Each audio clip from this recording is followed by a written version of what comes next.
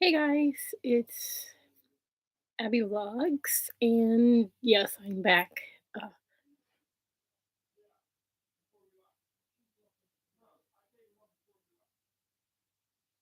Uh, I know I haven't done a live in a little bit. I just have some personal things going on.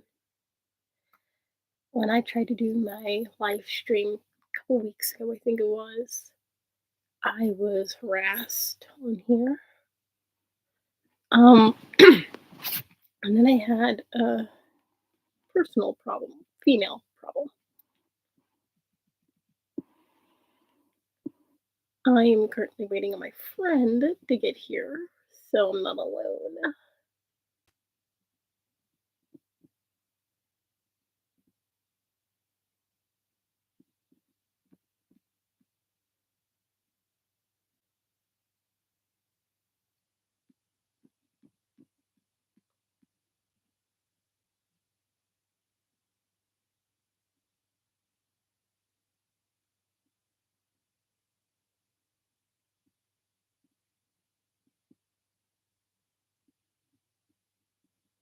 So right now I'm just going through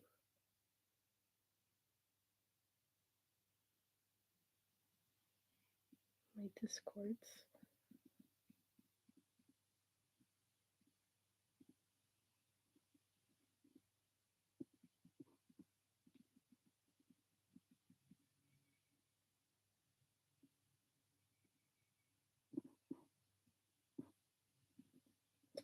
Okay, he's not joining me for this live, so let's hope this live goes well. As per title of the screen, or as per title of the video, I am reading this, the unofficial Harry Potter companion, an in-depth exploration, Volume One, Sorcerer's Stone, presented by Elohimora. I will be going through this chapter by chapter because these are pretty long chapters. So yeah.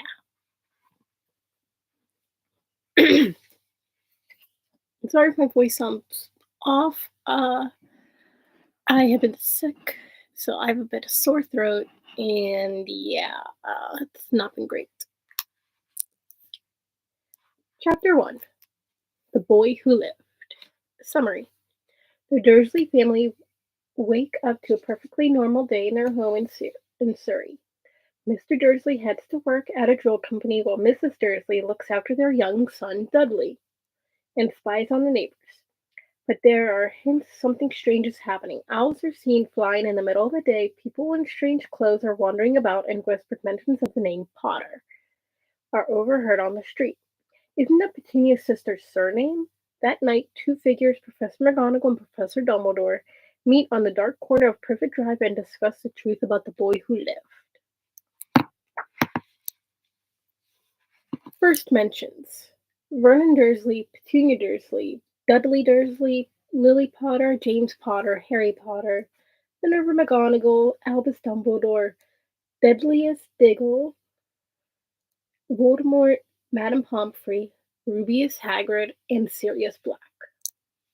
Our first introduction to the Dursley family includes some vivid descriptions that have a basis in other English children's literature. Certain features of each family member are highlighted and exaggerated. Vernon's mustache and thick neck, Petunia's horsey face and long neck, and Dudley's noticeable girth. This creates a very vivid and somewhat ridiculous image of these characters. It's a technique that was famously used by Roald Dahl, in which character descriptions often became caricatures, especially of evil or bad characters that oppose our hero. This caricature style will continue through the first two books, which are usually seen as the most childish of the series. Our expectations and experiences as readers in Harry's two worlds are clearly established in this chapter through its shifting tone. The book begins looking at the Dursleys with a very stuck up tone. The author uses phrases like perfectly normal, thank you, didn't hold with such nonsense, a child like that, and her lot in this section. The dismissiveness of these phrases makes us see how the Dursleys see and interact with the world. They think they are above it all. Yet these phrases also set up an expectation that these qualities will likely be challenged by the content of the book. Something is about to happen to the Dursleys that is not normal, and the mysterious nonsense is likely to be wonderful if such unlikable characters oppose it. Hello to the person that is watching. If you're just joining in, I'm reading the unofficial Harry Potter companion, an in-depth exploration of the Sorcerer's Stone that was written by Alohomora, which is a podcast which after the live is over, I will put a link for their podcast in the description below because it's on Spotify. The timeline is from November 1st to November 2nd. November 1st, 8:30 a.m., Vernon leaves work. 5 p.m., Vernon leaves work. 10 p.m., Vernon watches the news. Sometime after that, Dumbledore arrives just before midnight. And November 2nd, 6 a.m., Petunia finds Harry while putting milk bottles out. Meanwhile, elsewhere, we know from Prisoner of Azkaban that during this time, Hagrid is the last person to see Sirius Black before he begins his search to find and confront Peter Pettigrew. Peter casts a curse that causes the street to blow up, cuts off his own finger, accuses Sirius of betraying the Potters, transforms into a rat, and disappears. Sirius is arrested. The narrator repeatedly draws our attention to the strangeness that continues to interrupt Vernon's otherwise mundane day, as well as his mounting displeasure at these persistent, unwelcome breaks from normality. We are presented with a world of severity and a glimpse of possibility at something else just beyond. However, the moment Dumbledore arrives on the street, the tone shifts. Starting with Dumbledore himself, the author begins to include vivid descriptions. There's his long silver beard, purple cloak, half-moon glasses, even his high-heeled buckle boots that make the tone more mysterious, ethereal, and evocative of witchcraft. The confirmation that the uncanny actions of the tabby cat Vernon had observed earlier that day were in fact due to the magical transformation of Professor McGonagall puts this witch and wizard firmly on the opposing side of normal from the Dursleys, making us warm instantly to the talent and wonder they exclude. McGonagall's power makes us feel like any tabby cat on the street could be a powerful witch in disguise, helping this new world of magic feel even closer to our own. The ring theory, which is something that comes like full circle. Sirius Black's motorbike and Sirius himself make their first appearance in this chapter. Sirius won't be mentioned again until Prisoner of Azkaban, and we see his motorbike in Deathly Hallows. The beautiful moment of Hagrid carrying Harry to Privet Drive is mirrored in Deathly Hallows when Hagrid carries Harry's dead body up to Hogwarts in The Flaw in the Plan, the very last chapter of the series. Beyond the books. In 2007, Bloomsbury Chat, the author, revealed Harry's scar is a lightning bolt simply because it's a cool shape. Magical theory. How does one charm a motorcycle to fly? Is it a charm on the bike entirely or just a certain part?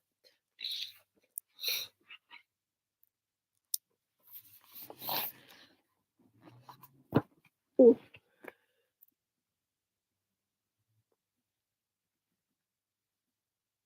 I just got a message from my friend.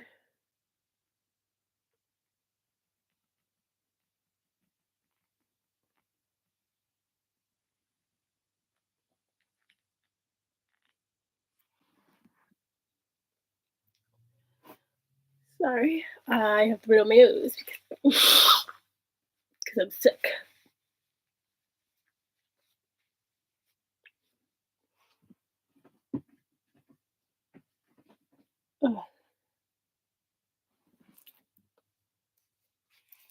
Oh, you left. I'm sorry.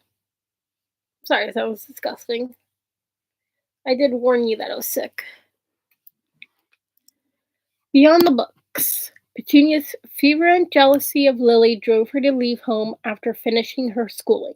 She took a typing course and was then hired on at Grunnings, where she fell in love with Vernon and his overwhelming ordinary countenance. Vernon was shocked to learn Petunia's sister was a witch, but he did not hold it against her and they were quickly wed. Lily and James had one dinner with the then engaged Petunia and Vernon, but it did not go well. Petunia later invited her sister and James to their wedding, but she did not make Lily a bridesmaid. Vernon refused to speak to James at the reception, and both Dursleys declined to attend Lily and James's wedding. The last letter Petunia received from Lily was to announce the birth of Harry, a letter she apparently took one glance at before tossing in the garbage.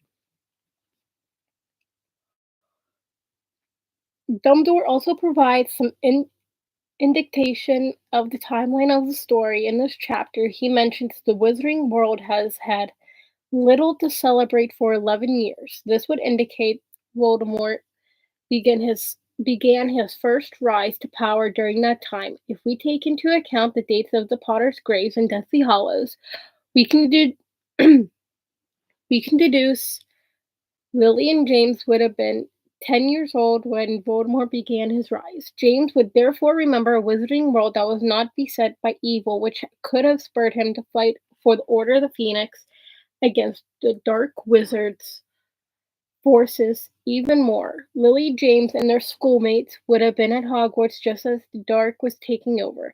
This likely inspired them to enter the fight as young as they did.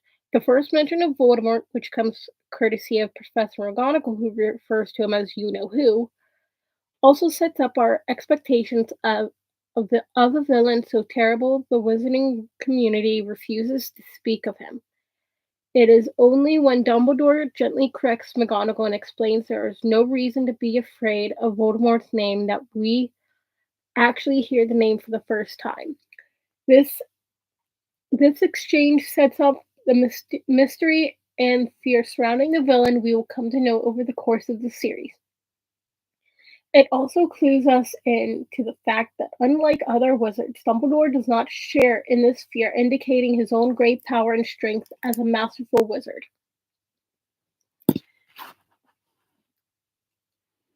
By introducing us to Harry at this moment of vulnerability, when the troubled world he was born into has been saved overnight, but his own life is destroyed, we develop our own bond of empathy for the boy hero. We know his new life with the Dursleys will not suit him, and the promise of the magical world we can discover alongside him is an allure we cannot resist. From the podcast. Now, this comes from this little section that I'm going to be reading is from the podcast itself, and who said it in what episode. What if it had taken Voldemort, say, 10 years to find the Potters? Say Pettigrew hadn't betrayed them. Do you think the sacrifice still would have been enough? Do you think it was more powerful because Harry was a baby, or do you think it just is what it is? Episode 1. Fan theory. The grinning newscaster in the evening broadcast Ted is believed by some to be Ted Tonks, husband to Andromeda and father to Nymphadora. If not Ted Tonks himself, then a wizard who is in the know. His co-worker's last name MacGuffin, essentially MacGuffin, a word used in screenwriting to indicate an item that spurs the plot, lends further credence to this long-standing fan theory. What do you think? Consider this. What does Dumbledore's watch do? Is it just a watch? Beyond the books. Harry's name was chosen because it was the author's favorite boy's name, while Potter came from the surname of a family that lived near her as a child, as revealed in a 2000 Scholastic.com interview. Did you know? Pages of the original Philosopher's Stone manuscript on display during the History of Magic expedition revealed that Dudley's original name was Didsbury with the nickname Diddy.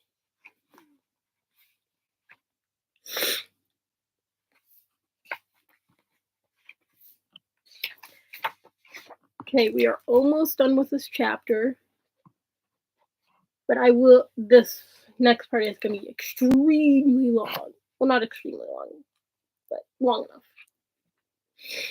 The missing 24 hours. The timeline of Harry's arrival at Privet Drive is a little unclear. Both the attack at Both the attack at Godric's Hollow and the scene outside Privet Drive take place at night, but what happens during the span of hours in between is a mystery. With the exception of the fact that Harry is with Hagrid. Later books and interviews with the author have revealed some details as to what happened that night and the subsequent few days, but Harry's giant adventure is held only in his half-remembered dreams of flying motorbikes. The 24-hour period begins on October 31st with Voldemort's attack on the Potters in Godric's Hollow. James and Lily are killed, and Harry survives when the killing curse rebounds off Voldemort and blasts a hole in the side of the cottage. What is left of Voldemort flees as less than a ghost to seek shelter in a remote forest in Albania, where he had previously found a relic of Rowena Ravenclaw. This choice of hiding place is noteworthy for an Arrow Slytherin in that it speaks to his panic and desperation and perhaps shame over his situation. He could have fled to the home of any one of his loyal supporters, but did not trust them in his weakened state, preferring instead the safety of an isolated place that had provided a safe site to seek a powerful magical artifact. Alerted to the attack at Godric's Hollow by a security charm placed on the house, Dumbledore sent Hagrid to retrieve Harry and bring him to Privet Drive. Before he left, Hagrid met McGonagall and told her where Dumbledore would be that evening, but not why. As far as we know, Hagrid was the first on the scene, rescuing Harry from the rubble of the nursery. It should be noted that Dumbledore's knowledge at this moment is a point of debate. He knows that an attack took place and that Harry has survived, though how this last detail is conveyed is unclear. Dumbledore's whereabouts for the rest of the day are also a mystery. Perhaps he spent the day conducting research in an effort to understand the precise events of the attack. Alternatively, he may have been working to secure Harry's safety, arranging for Mrs. Fig to move to Little Whinging and placing magical protections in the area. Meanwhile, after learning Peter Pettigrew was not in his hiding place, Sirius Black made his way to Godric's Hollow only to discover the destruction and the loss of his closest friends. He also met Hagrid there, who comforted him, but this moment of consolation is short-lived when Sirius, as Harry's godfather, asks to take Harry into his care. Hagrid denies his request, informing him of Dumbledore's plans. As godfather, Sirius had been chosen by Harry's parents as the one who should look after him in the event of their deaths. Sirius had himself been taken in by James's parents and would have done the same for his best friend's son. Arguably, Lily's blood magic was unnecessary for Harry in his life before Hogwarts, and it is Dumbledore's decision to prevent Harry from entering Sirius's care that results in 10 years of torture for both Harry and Sirius. Had this decision not been made, it is possible Sirius would not have sought out Peter, which would have ultimately spared him from Azkaban. This appears to be a rare case in which Dumbledore does not know the whole truth, believing Sirius to be the secret keeper and therefore the one to betray the Potters though he doesn't seem to acknowledge this when Hagrid mentions the motorbike later that night. Chapter 1 begins in Surrey and the events unfold as written. It is unclear, however, where Hagrid and Harry are at this point. Between Hagrid rescuing Harry and their arrival at Privet Drive, could they perhaps be hiding in some location to keep Harry safe? According to the author, presumably during the day before the wizarding authorities do a proper search of the scene, Peter goes to Godric's Hollow and retrieves Voldemort's wand from the house. He keeps the wand hidden, perhaps at the Burrow, for 13 years until He returns it to his master during the Goblet of Fire. It takes Sirius another day to track down Peter, presuming Dumbledore would have discussed it with McGonagall and that the street fight had taken place on November 1st. Who crafted the confrontation to happen on a public city street, perhaps in the hopes that Sirius would spare him. Peter fakes his own death, killing 12 muggles and framing Sirius with his loud accusations. Cornelius Fudge, junior minister in the Department of Magical it's hard to speak fast. Catastrophes, is at the scene when Sirius is arrested and the Muggle witnesses memories are modified. The successful mission was likely used for political gain in his path to becoming Minister for Magic, which would then explain the personal attention he shows Harry and the extreme measures taken regarding Sirius's escape in The Prisoner of Azkaban.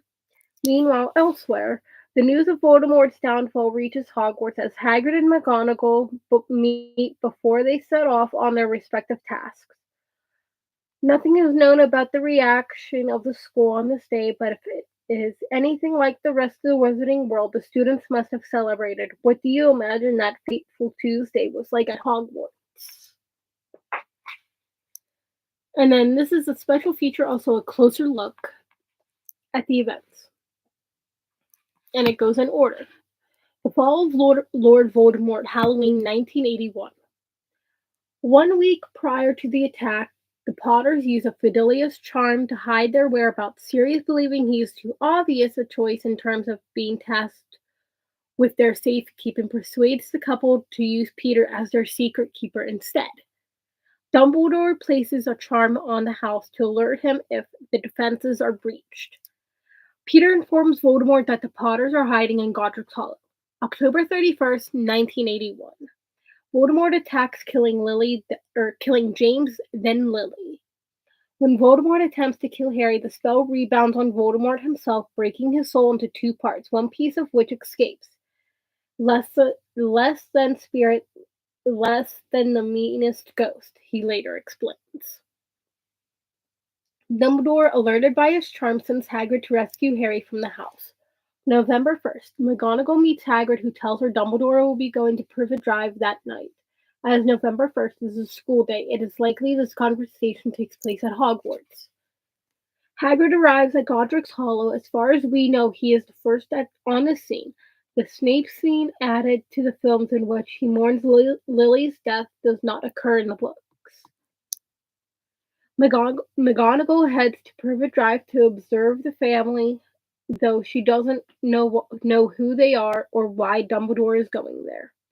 Peter is not at home when Sirius goes to check on him. Sirius immediately heads to Godric's Hollow on his flying motorbike to gather Harry from the wreckage and witnesses the destruction. Upon arriving at Godric's Hollow, Sirius meets Hagrid and asks Harry's godfather if he can take the child, but Hagrid refuses to hand him over on Dumbledore's orders to take him to Privet Drive. Sirius tells Hagrid to take him take the motorbike to transport him, as he won't need it. Sirius already suspects he will forfeit any future plans in favor of hunting down Peter. The news of the Potters' deaths and Voldemort's downfall begins to spread around the Wizarding world.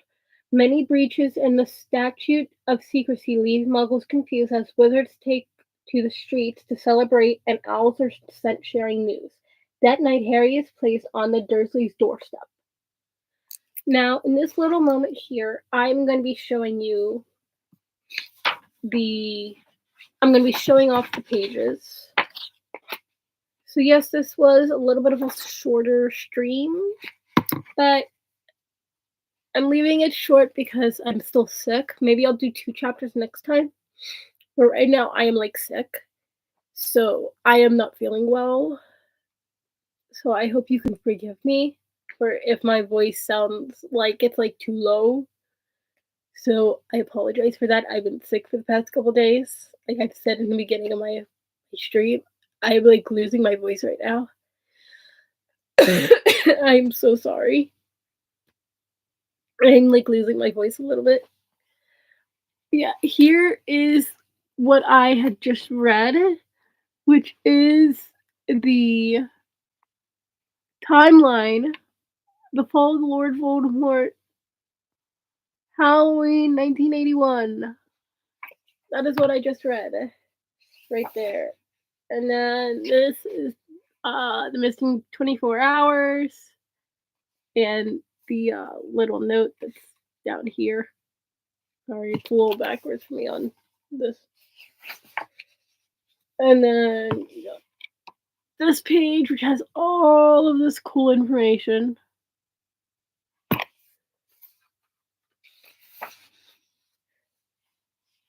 And then you got the timeline right down here. From November 1st to November 2nd. Right down there. And then summary isn't that much, it's just that. But yeah, that is all for this stream. I'm like really tired right now, and it's 8 o'clock, so I'm probably gonna head to bed. But right now, I'm gonna pull up Spotify, pull up the podcasts.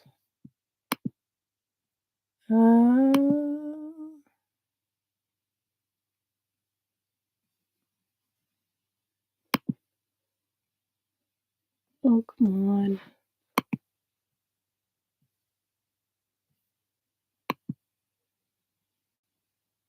Okay, I have to wait for Spotify to update real quick, so just give me a couple moments and I'll just put the link to the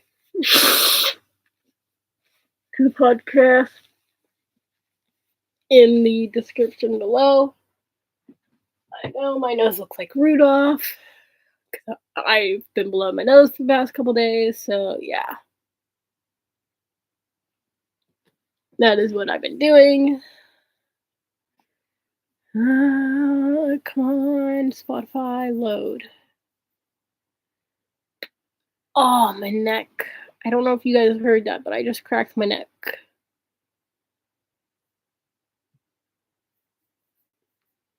Oh, come on, load.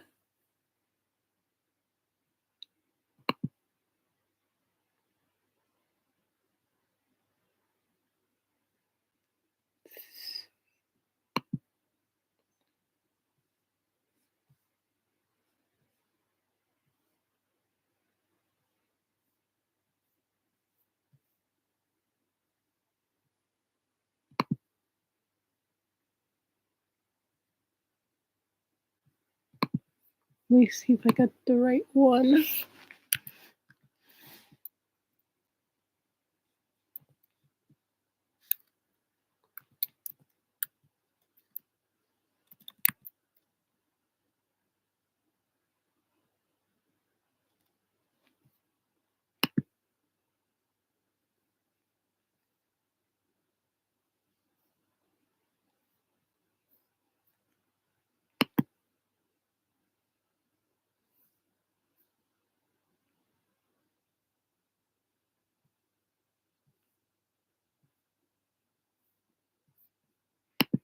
Okay, I'm looking for the more recent one.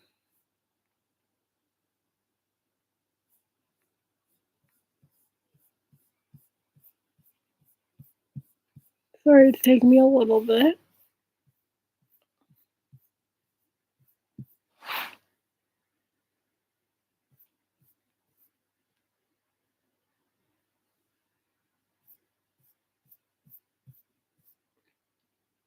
Seeing which one the more recent one is.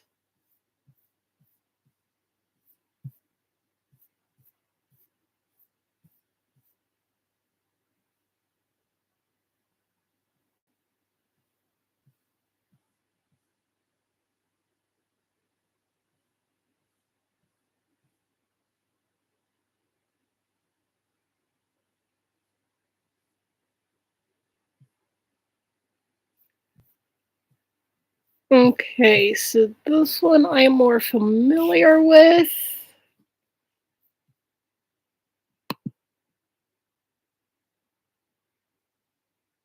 So I will be Putting this one in the description below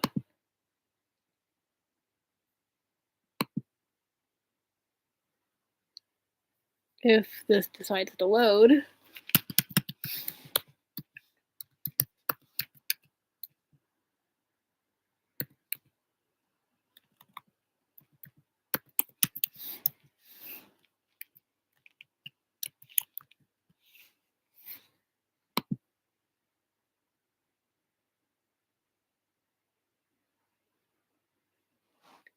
I'm sorry, I've been asked to wear a mask or bandana in my last live stream, and I will unfortunately say no.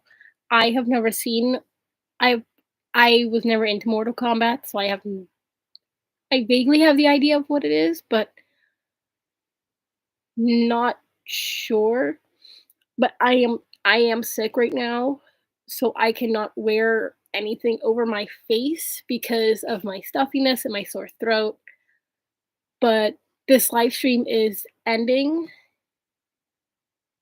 I don't know about that, but thank you though. But this live stream is ending. If you want to go back and watch it once this is posted, you can. But yeah. Sorry that you made it in late. So if you're into Harry Potter, you can rewatch the stream if you want. So yeah, that is all for this stream. I'm gonna go ahead and get some rest my throat because my throat is killing me. I'm losing my voice a little. So yeah.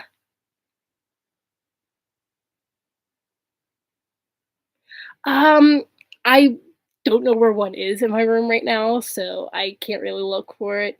Plus, I have work in the morning, so I need to get some rest. But thank you for tuning in to the last little bit. So, bye.